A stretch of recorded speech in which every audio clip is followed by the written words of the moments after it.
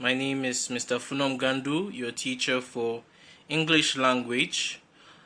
In today's topic, we will be looking at the vocabulary associated with government and politics.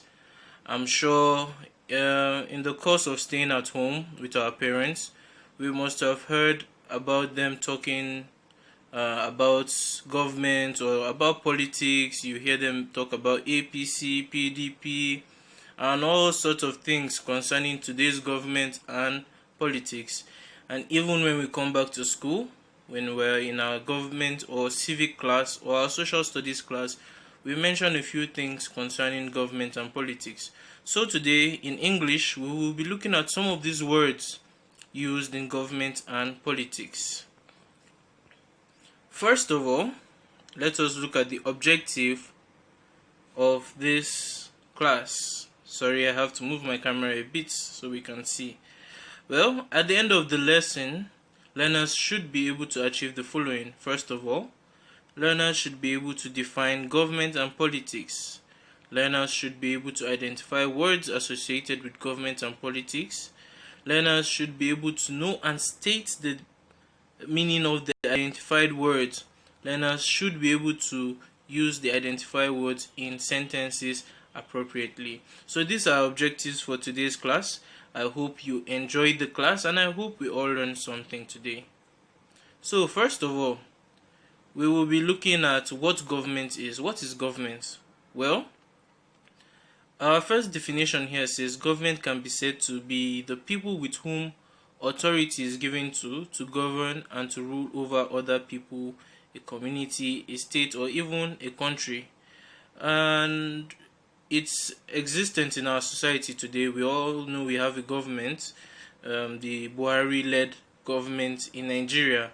Now, this set of people, Buhari and the people under him, have been given the authority to govern and to rule us, and it is sort of like they have been given power to be able to take care of us, to be able to decide on our affairs as citizens. The next definition says those people with whom have been given the responsibility to care about the concerns of a given set of people or country is what we refer to as a government.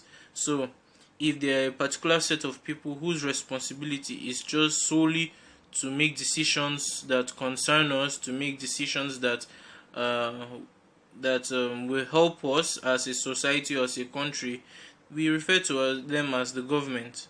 Examples of people in government include the president, senators, councillors, kings. We'll be looking at all this. So, under people in government, we have the president. We all know who our president is, as we can see in the picture here. Is President Muhammadu Buhari. But what is a president? That is what we want to know right now. So, the president is said to be a person who was democratically elected by the people of a country to govern that country.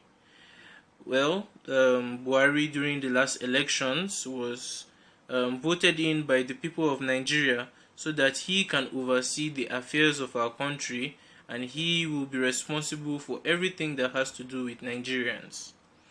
Next, we have under the people in government, we have a senator. Who is a senator? Well, a senator is a person in government who represents a particular area in or section in a state. The area or part of a state that the senator represents is referred to as a constituency. Now, a senator is sort of like a representative of a particular area. From the example below, we can see one of the senators in Nigeria. His name is Senator Danjuma Allah. He represents the southern part of Kaduna.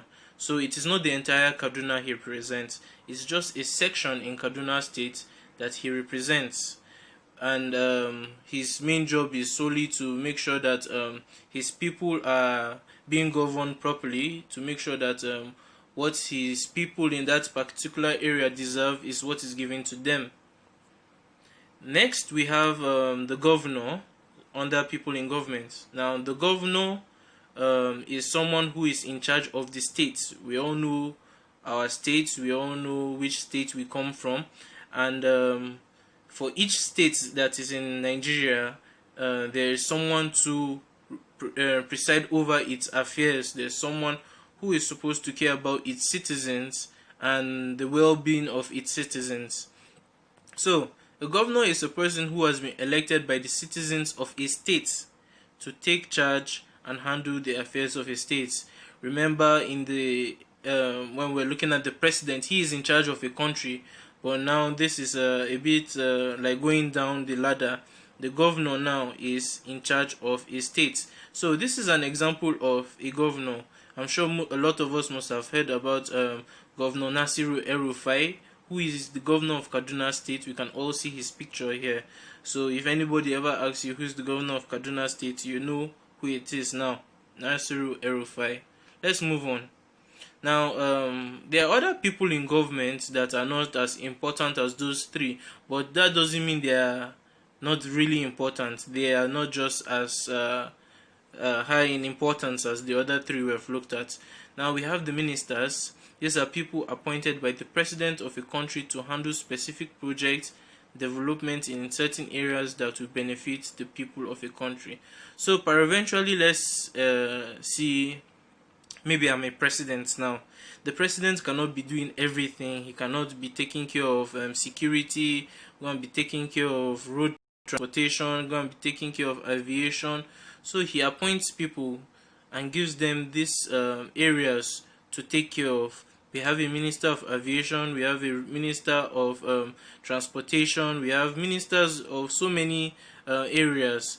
I'm sure if you use the internet, you can look up the ministers of our country. Now, the next we'll be looking at is the commissioners. These are people appointed by the governor of a state to handle specific projects and developments in certain areas that will benefit people in that state. The first one we looked at was ministers. They are responsible for the country. Now, we are looking at commissioners. They almost have the same roles, only that the commissioners work at the state level with the governor.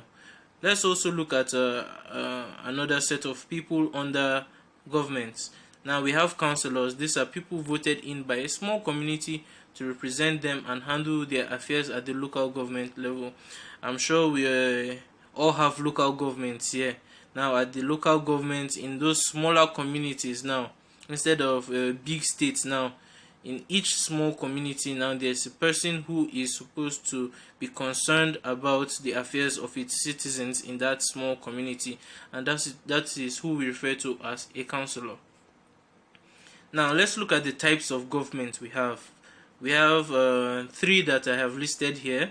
We have democracy. Democracy deals with basically the type of government we're using in Nigeria, where people come out to vote and elect who they want to be their leader. The next we have there is dictatorship. This is the type of government whereby a person rules the country with absolute authority. When we say absolute authority, what we mean is that nobody can challenge his power. If he says something, it is final. If he asks people to do something, it is final. This person is usually not elected, but takes power through a coup d'etat. We call it a coup d'etat. It means you overthrow a government. Let's say someone in the military now wants to overthrow the government of Buhari. He does it by force, and he takes over the government by force. So removing an already existing government is what we refer to as coup d'etat. An example of a country that practices dictatorship is North Korea. Ask our parents more about North Korea, and North Korea is ruled by Supreme Leader Kim Jong-un. For more information about that, you can check the internet or maybe ask an adult close to you at home.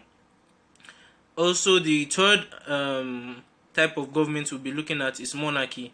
This is the type of government where a country or community is ruled by a king or queen. Example of a country that practices monarchy is England. England right now has who we refer to as a monarch. That is the Queen Elizabeth. She is responsible for her citizens within that country, England now. She was not elected into power, rather it is hereditary. When we say hereditary, that means when she dies, she passes it on to maybe one of her children, because she also got it from her father. Now, other words associated with governments: constitution. These are the set of laws that are used to govern a country. We cannot live in a country where there are no laws. So all those laws that they use to govern us, those laws that says do not kill, do not steal, yes, these are what we refer to as the constitution. These are the laws that make everybody to obey the rule of law, and it keeps everybody in check. Okay, constituency. We mentioned constituency earlier on when we were talking about the senator. Now, a senator, the area which he represents, is what we call a constituency. The last word we'll be looking at under government is legislature. These are the group of people, mostly senators, that are involved in making laws that are used to govern the country. So when we say the legislature, we are talking about the people who make the constitution, that is the law that is used to govern its citizens. And the legislature usually comprises of senators or House of Representative members.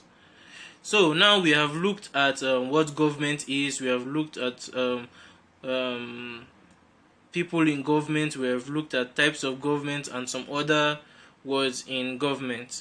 I hope we will remember all this, or when you think you're forgetting, you can come back for a summary. You can always come back to the video to do a summary. Now let's look at politics. What is politics? Politics can be said to be the activities an individual or a group of people undertake in order to persuade others to vote for them or their political parties into during an election. Now, when we're talking about politics, you people were able to witness the 2019 election, and during that election you can see a lot of things that the politicians were doing, the manifestos they gave, the propaganda, don't worry, all these words, we'll be looking at them. So all those activities that all these politicians were involving themselves in, coming to the news, doing campaigns, they are what we refer to as politics. Another definition could be activities associated with governance of a country or area, especially the debate between two parties having power. Yes, two parties looking for power, two or more parties rather, looking for power. They involve themselves in politics. Common words associated with politics. The first word we'll be looking at is the polling booth. Now, the polling booth is usually used during an election. This is where voters take their ballot paper to go and make their selection. That is where it's like a compartment that allows you to hide from others and make your vote. And when you're done, you go and put it in the ballot box. Okay, we have the ballot paper. Without the ballot paper, there is no election. It's like a slip of paper containing all the parties on it, as we can see. All the parties on the ballot paper here. And we can see PDP, we can see other parties there. And when you have this ballot paper, all you have to do is just put your thumb on the dark ink and put it in the box close to the party that you want to elect in. I'm sure when we get older, we will all experience something like this. Okay.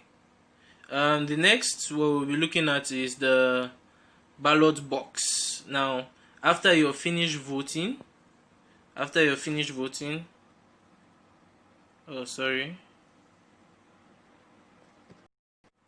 sorry for that breaking. The ballot box, that's where we stopped at. After you're finished voting, this is where you take your ballot paper to and you put it inside.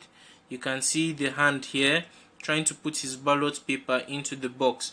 Later on, the people in charge of the election, the electoral officer, will pick the boxes and count the votes. Next thing we'll be looking at is political party. A political party is a group of people who have the same ideology towards society and are seeking to put their members in a position of government. Now, anybody that wants to enter a political position has to come and seek favor from the people, and they do this under a political party. You cannot say you want to be a president or a governor and you do not belong to any political party. And we have examples of political parties here. You can see the APC, the PDP. Those are the two common parties in Nigeria right now. So, other words, let me bring this down here. Yes, other words associated with politics. We have campaign. These are the series of rallies and activities that candidates do when they are seeking to be voted into office. You see them gather people and they start making their promises and they start sharing rice and all those things so that people will vote for them. The next word we'll be looking at is voting.